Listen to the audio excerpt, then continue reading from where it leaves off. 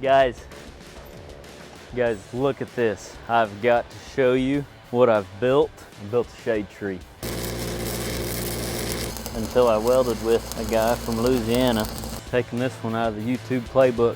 Welding uphill also helps me like a little old branch test. It's more likely to crack. I wanted to come out here and look at this pipe rack after I've already got pipe on it, and I wanted to make sure there wasn't any cracks where it was cracking before. Hey, what's up guys? Welcome back to the channel. Today I'm going to show you a shade tree that I built. With the kind of heat we've been having here in Oklahoma, shade equals motivation. We're also going to do a little bit of welding, and I'm going to visit with you about welding with cellulose rod, which is the kind of rod like 60-10, 80-10.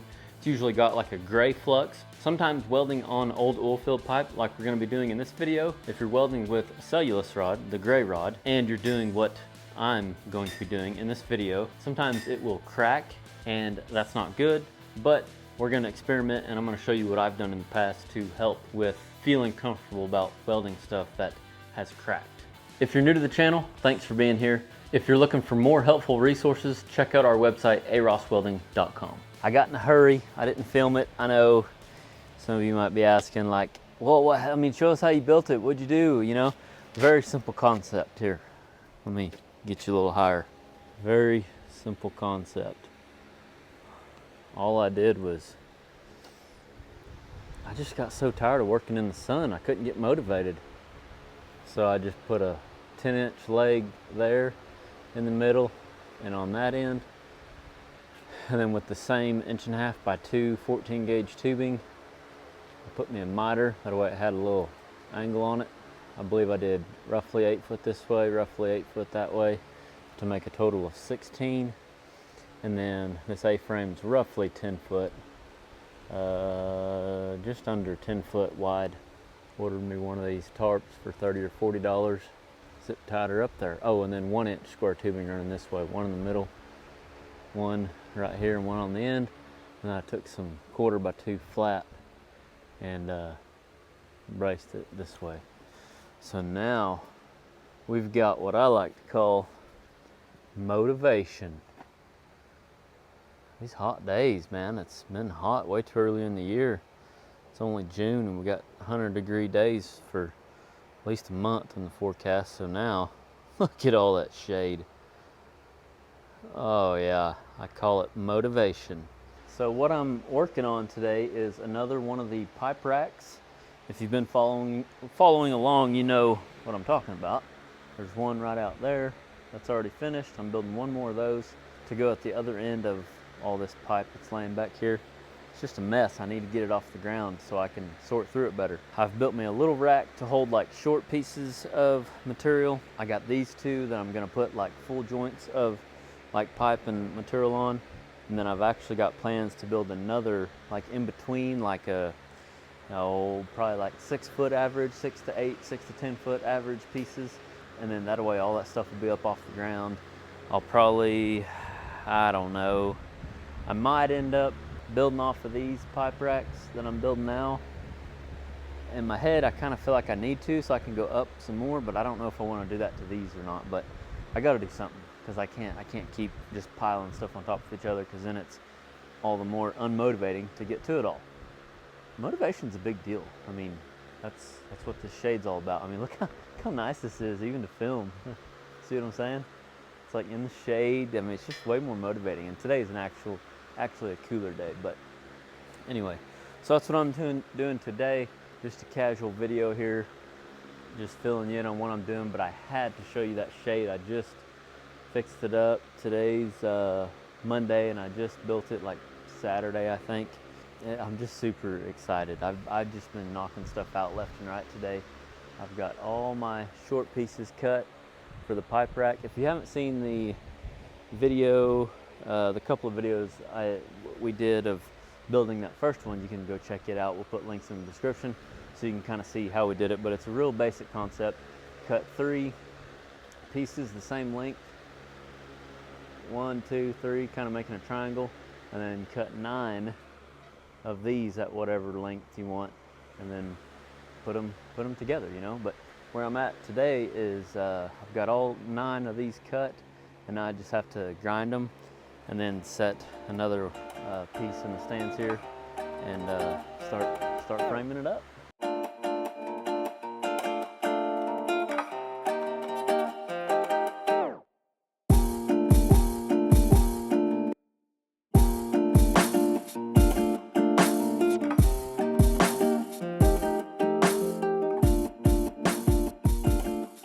So these I cut out just a little bit different than I did on that first pipe rack.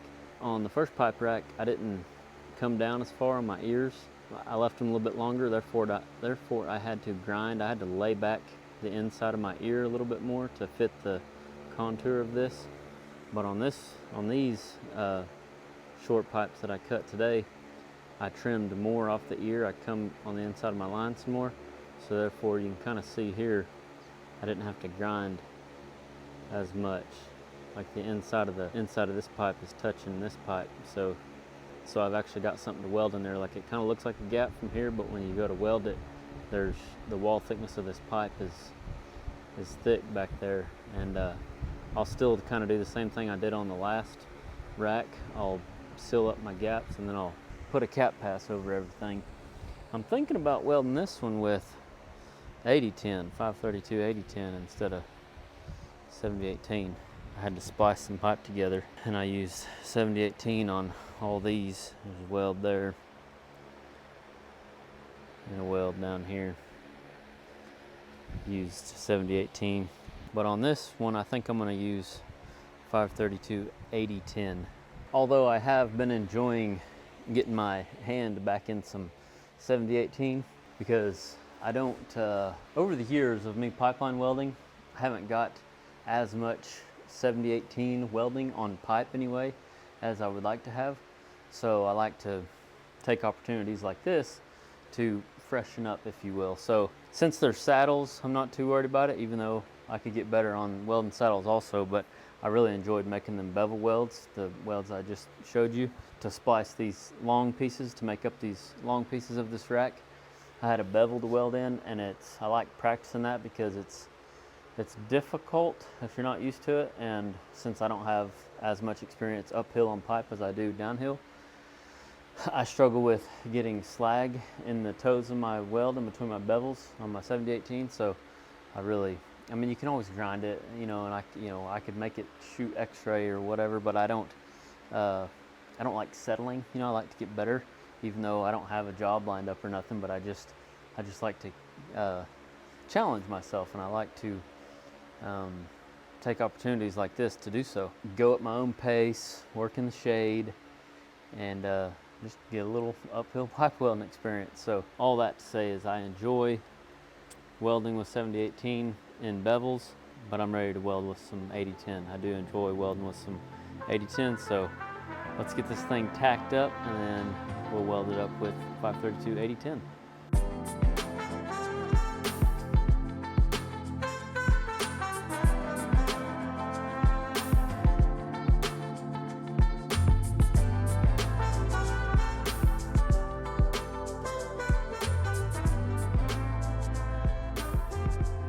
I had to put the center one in with a hammer this time. I think the time lapse was a little too fast to see that, but the first one I built, I slid this center one in before I put my end one in. But as I was tacking those end ones in on this one, I was like, oh, I forgot to put that middle one. But I was also curious if I could get it in with the hammer, and sure enough, I was able to beat it in. But I found my center marked it, and then I marked over half of the diameter of this pipe, which is 2 1/4, 2 1/4, and 2 1/4. 2 1/4 plus 2 1/4 is 4 1/2, and that's what we have here. So I'm just going to put the edge of my pipe up against that line, and then tack these off. I'm going to pick up on it a little potentially. Just kidding, not on this one, but that one I think I'm gonna have to pick up a little bit.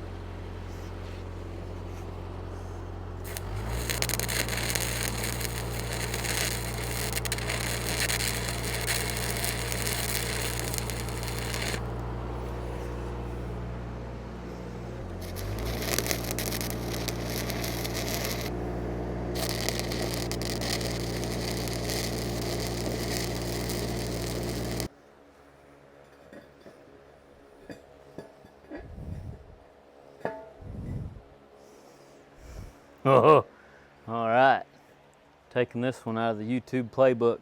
One of you said something along these lines as far as how to go about this.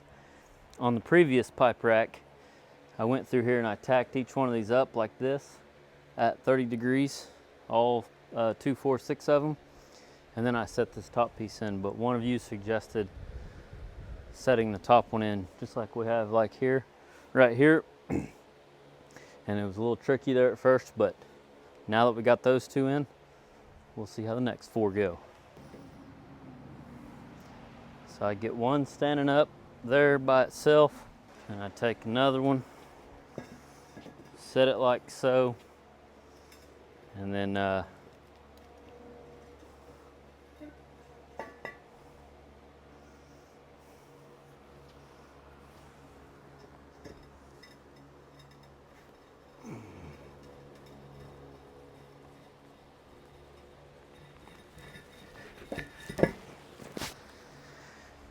phew, man.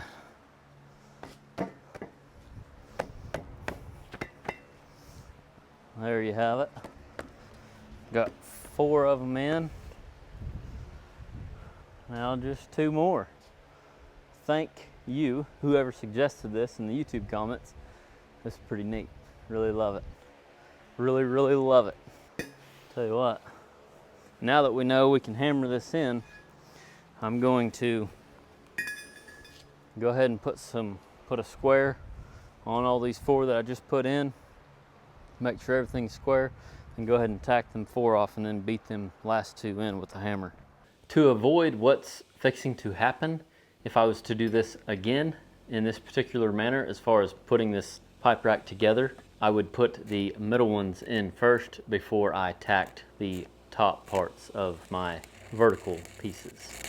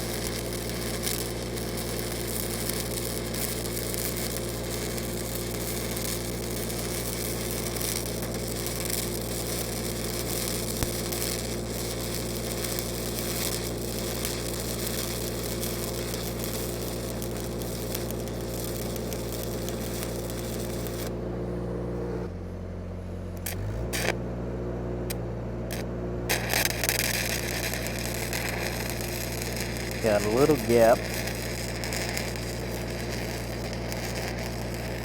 but this gap is nothing compared to the couple I've been welding. So my 2 ends kind of came unwelded whenever I beat these last 2 center ones in. I'll show you those here in a minute.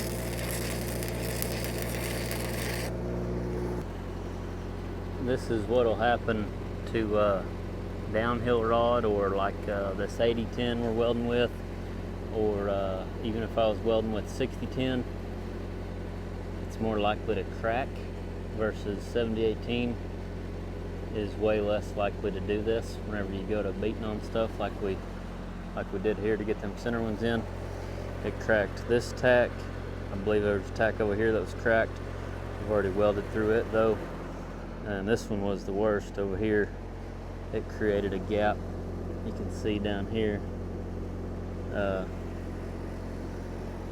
but for what this is, I didn't fool around with trying to fix the gap. I'm just going to weld it, and I welded back over my cracked welds here and here.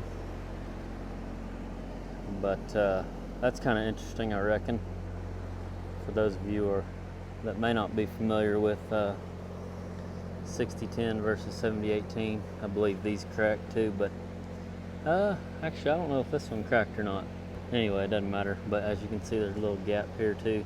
That's actually one of the reasons why on the pipe fence that I build, I put 2 passes, because I normally weld with 8010. For those of you that have been following, you know that, because it's a little bit faster, like filling all these gaps on stuff like this. This is real similar to pipe fence, is what I'm getting at. A bunch of saddles. If your saddles are rolled a little bit, you may have to fill a gap. And by using 532 8010, I'm able to seal everything up, not worrying about the looks, because some of it does look kind of crappy, especially on the starts, because it kind of balls up a little bit. But if you just sew everything up, brush everything off, turn your heat up 10 or so, and then just put pretty passes, downhill passes over everything to cap it, not only does it make it look consistent, but it also keeps it from cracking. Welding uphill with 6010 or 8010 is also known to be a little bit stronger and less likely to crack also, but just out of habit, I normally put 2 passes, because not only is it making it a little bit stronger by putting 2 passes and less likely to crack, but it also just looks nicer.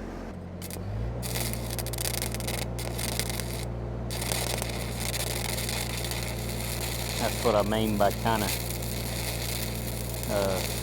crappy looking, all them where it was kind of sputtering there at the beginning.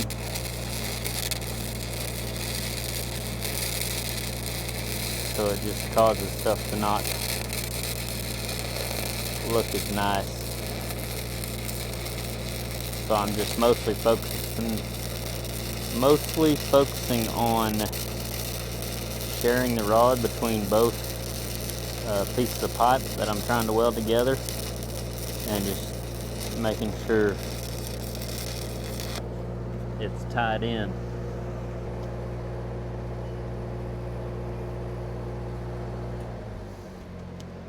Tied in like so. Like I said, a little bit ugly, but we'll get everything welded just like that, and then we'll brush it off and put cap passes over everything. Alright, now we'll take a look at welding through this cracked weld.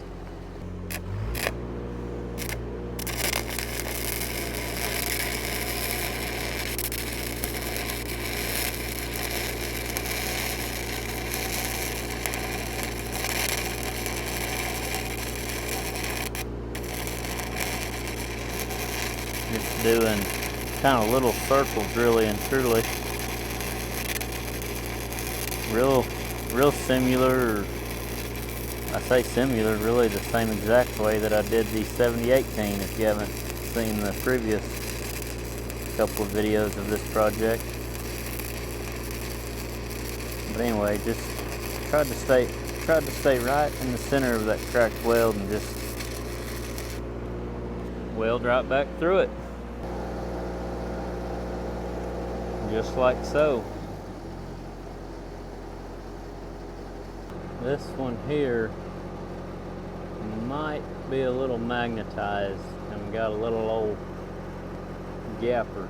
Sometimes whenever I'm welding on magnetized pipe, it helps me to weld uphill sometimes.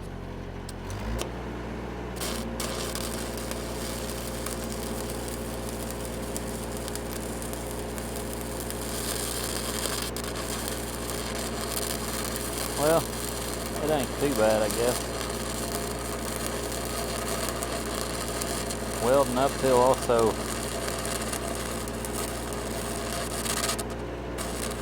helps me fill the gap a little easier sometimes. And I also feel better about my weld when I'm welding uphill.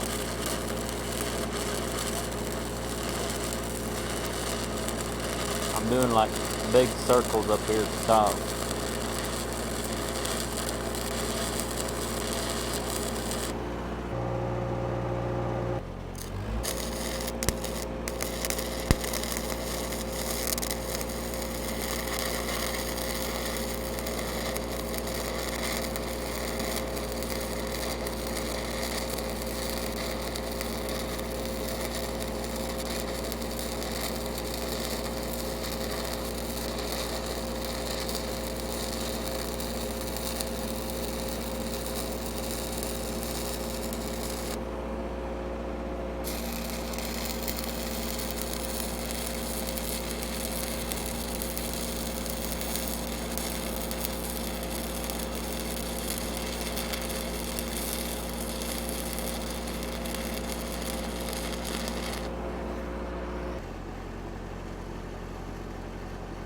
Alright, so because my saddles were a little bit, I trimmed them more off my ears, it's kind of got like, this is an overhead weld, and it's kind of got, well, like a hangover situation, and a couple that I just welded have been cracked right above the top here because this old oil filled pipe, and I'm welding with cellulose rod, 8010 versus 7018.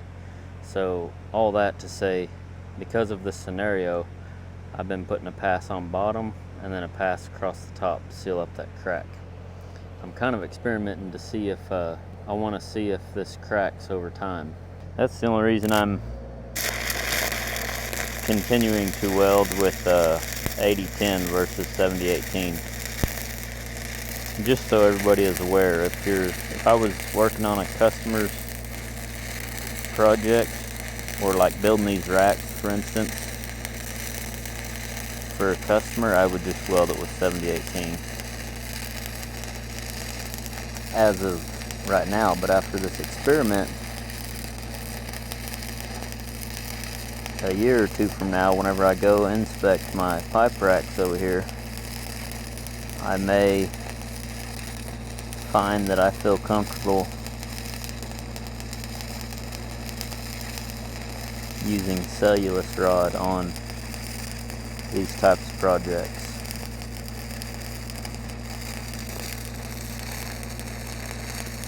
I say that.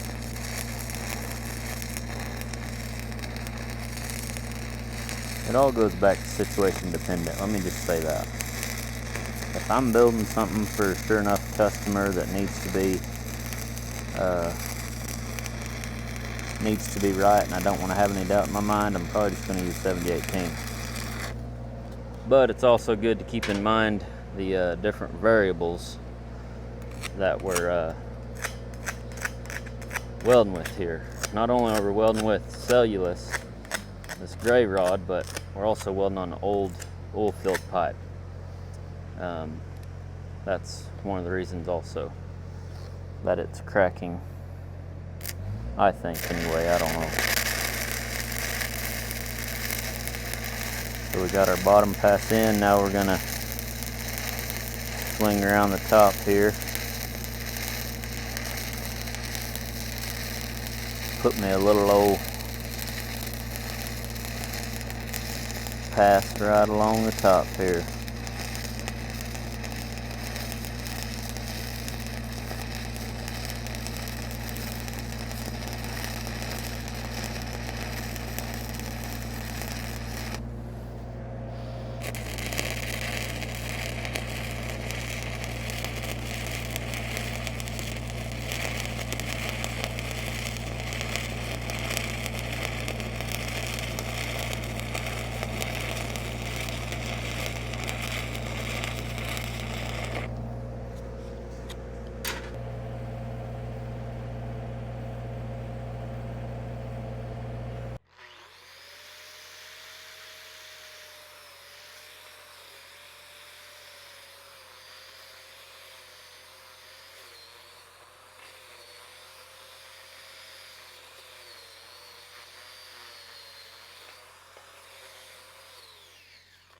Like a little old branch test.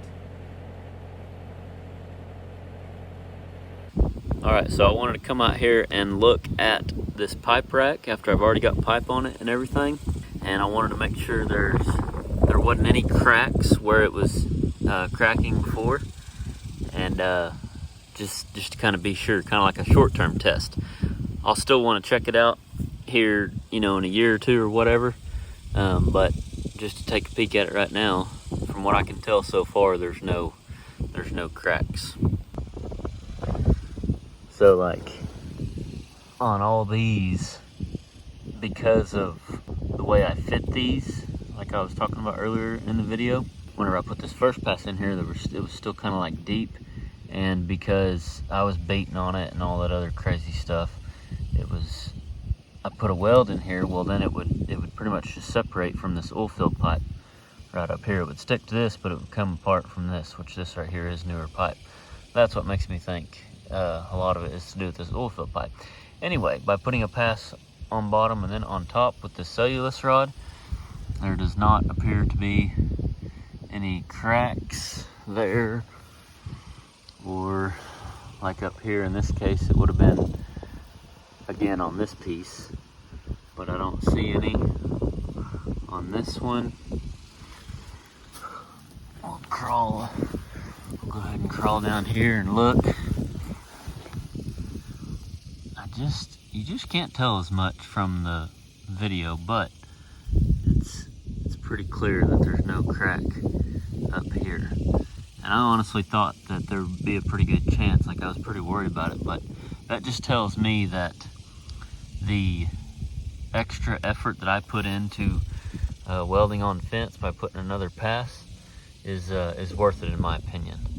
Because if you just weld all your fence out with 60-10 and you only put one pass, and over time, if the fit wasn't good, if the fit's good, technically you should be all right, but if the fit wasn't good, then you're likely to have your stuff crack. But anyway, so I just wanted to show this because this is the most important part of this whole video, is just what I learned about through my little experiment with welding with cellulose, which again, up here I don't see any cracks.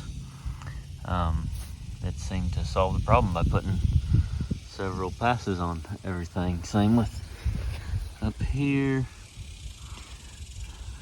There's a shadow up here, but yeah, there we go. I don't see any crack there, so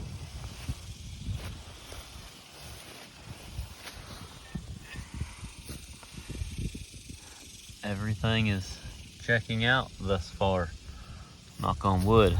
Okay, we got 2 more to check out. Let's go over here. Oh, check it out.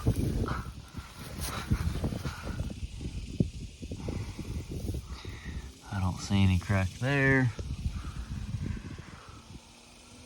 That's ugly, but I still don't see any crack. A common thing that we hear on the pipeline, that we talk about on the pipeline, is and a comforting thing is we always say ugly shoots.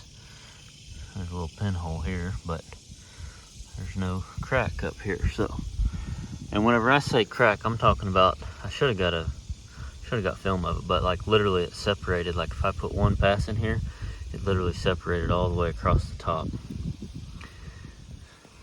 like on the top side of the weld. It was just like a straight line right along the saddle there. But anyway, I think from our little experiment, it's safe to say that by putting these extra passes, we done away with the cracks. Now, like I was saying in the video earlier, and I was kind of being wishy-washy about it, just to clear it up, ultimately if I was going to be building a lot of these, I would weld it out with 70-18 like I did this first one in those previous videos. These are all done with 70-18. 70-18 is the proper rod to weld this type of thing with.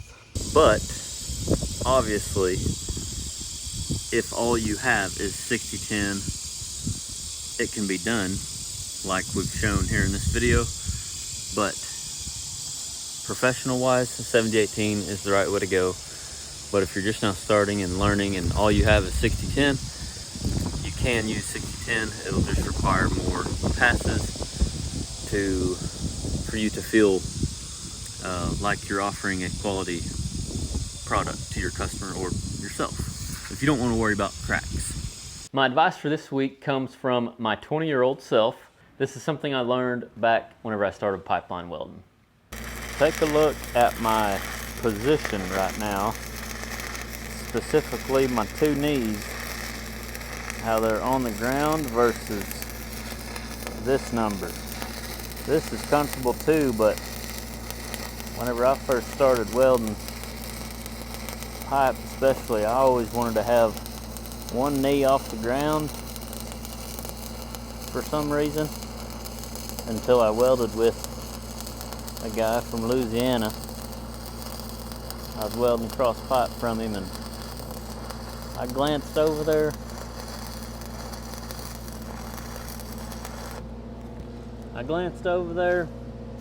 And he had both knees on the ground just welding. And I thought to myself, Austin, why didn't you think of that? Like I said, this is okay, but on like a regular jointed pipe, like on mainline or something, when you're in a hurry, sometimes, I mean, I would always be like in this stance, and my side always hurt real bad, especially if it had been a month or two since I've been on a job. And my side always hurt, and I was just always sore. But that's because I was having to use different muscles to do this number, and this is just so much more comfortable right here, 2 knees. So that's a tip in itself, is just utilize both your knees if you got them, you know what I'm saying? Now, with that being said, there's a time and a place for these, you know, like this. I've done this. This is comfortable too, you know, leg up, the pipe's right here. I've stuck my leg up underneath it like so. There's a time and a place for different situations, but 9 times out of 10, I can do both knees, and it really saves my side and whatnot. So, like I've said before, it's all about comfort, baby.